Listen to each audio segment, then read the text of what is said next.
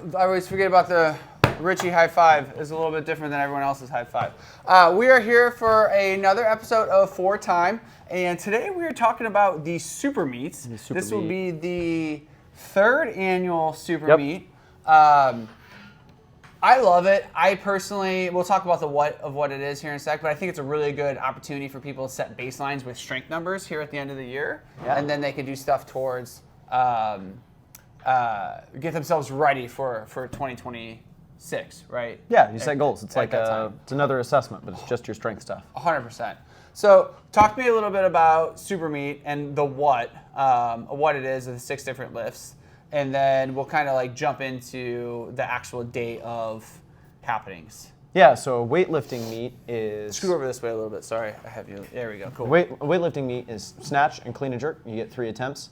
A powerlifting meet is 3 attempts at bench press, squat, and deadlift. And then there are other lifts that are out there that you can do. We're doing something in between that and like the CrossFit Total. So we're going to do 1 rep max for a strict press overhead, a weighted pull-up, snatch, clean and jerk, back squat, and conventional deadlift. Yep. So it's the Olympic total, which is the clean and jerk and snatch. It's the CrossFit total, which is the deadlift, the press, and the back squat. And then it's the weighted pull-up. What do you enjoy about like the combination of these lifts, or kind of like, because you've done a super meet on your once own? Or twice. Yeah, I was gonna say you've done it on your own. I don't know if you've done it on the official like super meet day. I did it one day. Okay, cool. One year it was not on karate day. What do you enjoy about it?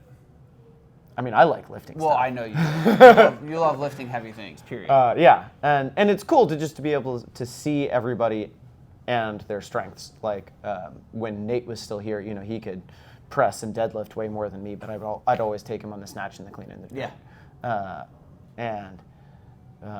Or getting to see our buddy Eli, who is hilariously strong, do everything well, and you're like, wow, okay, cool, I got goals. Totally.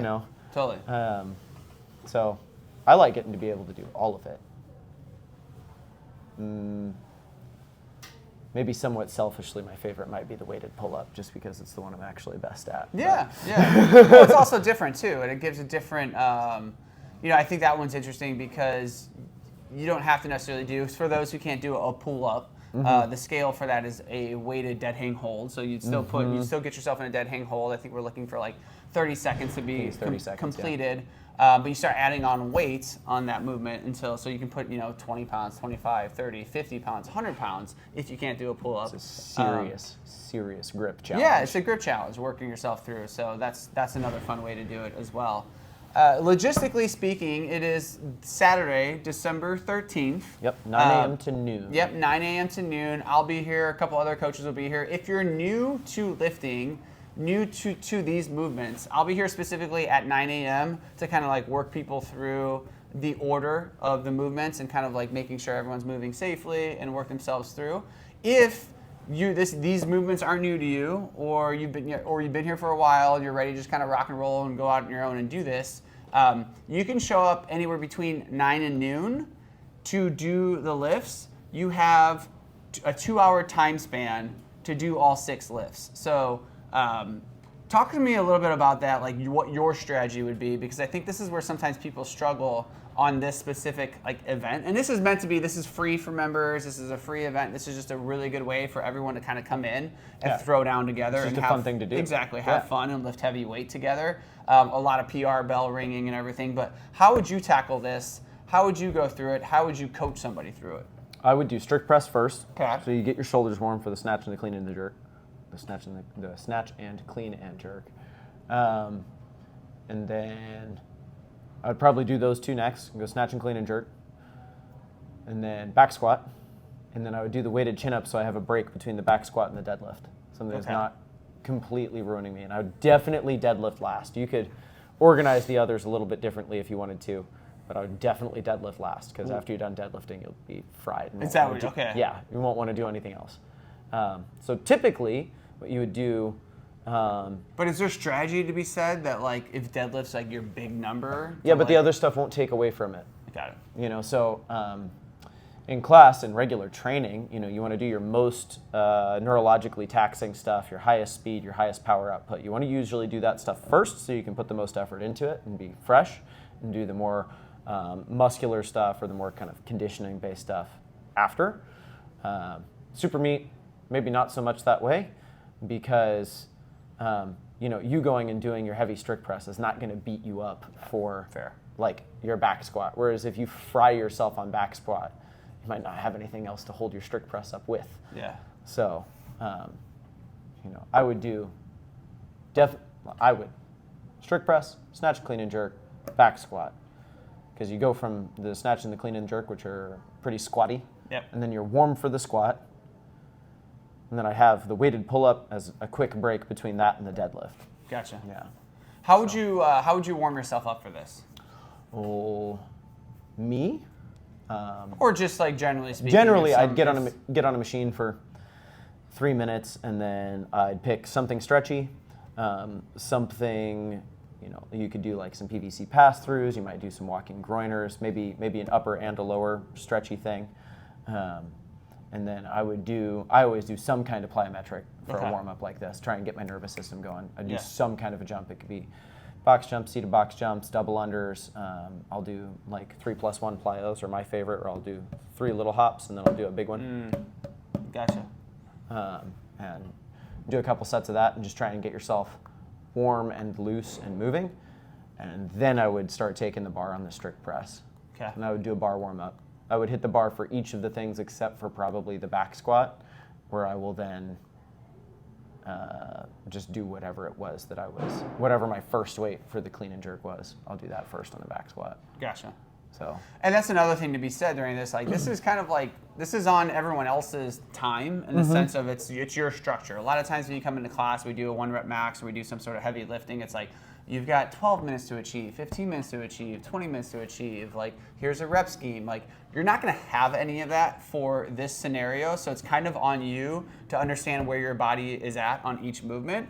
For example, like, if you hit strict press, you probably warm yourself all the way up, but then you jump right into snatch. Like, you might not have to go through a full warm up to do the whole snatch, right? Because you're already pretty warm, especially when you start getting towards the bigger lifts, the back squat, the deadlift. Like, you can start taking a little bit bigger jumps, because what you don't want to do is, spend 30 minutes on each movement, because if you spend 30 minutes, that's going to take you 5 hours, right? Or 4 hours, right? Because you have 6 movements. So you have to, it's fun because you have to budget your time.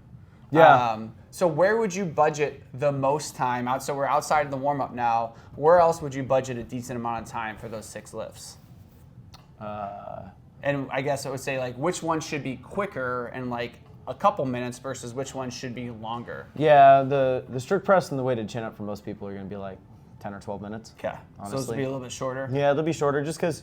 Like, once you get to fail, you get to fail. Yeah, exactly. Right? Like, and it happens quickly too. Yeah, just because there's not as much absolute load. Yeah. Some people aren't going to snatch very much. Some people, like if you're still power snatching, or if that's not as refined of a movement for you, that might take less time. You're like, well, I'm going to power snatch 85 or whatever it is that you power snatch, and then you're like, cool, time to go clean and jerk, because maybe it's sketchy overhead and you've got more time on the clean. Great.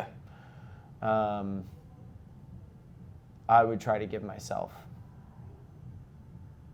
I'm not a good example. I would say most people should have 20 minutes for back squat and 20 minutes for the deadlift. Okay. Make sure you budget yourself that much time. Yeah.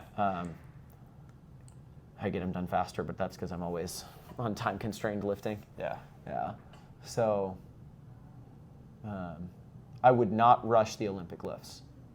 I would try to make sure that you have like 15 to 20 minutes each on those. Yeah, those are tough ones, right? Just because like, you want to make sure your body's moving correctly. Yeah, and they got to be snappy. They got to be fast. And if they're not fast and snappy, the weight's not going to go up. Whereas, maybe the back squat or the deadlift, you can grind through a deadlift, Totally. as long as your position is good.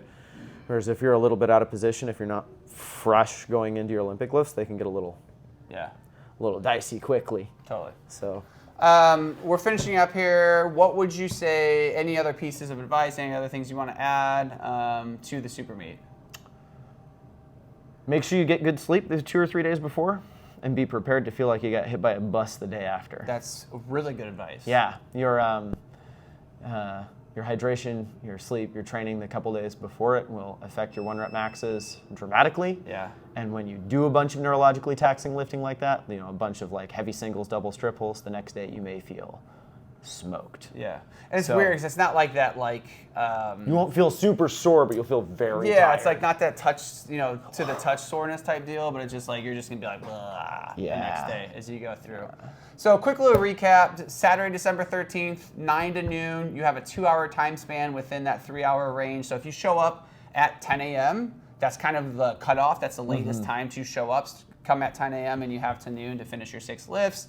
I'll be there. A bunch of other coaches will be there to coordinate, walk people through, make sure they're doing it. It is a free, fun way to throw down, lift heavy weight, ring the PR bells, set some baselines for the end of 2025 going into 2026 so we can see kind of where your goals are at from a strength component perspective, and just a bunch of fun to throw some weight around.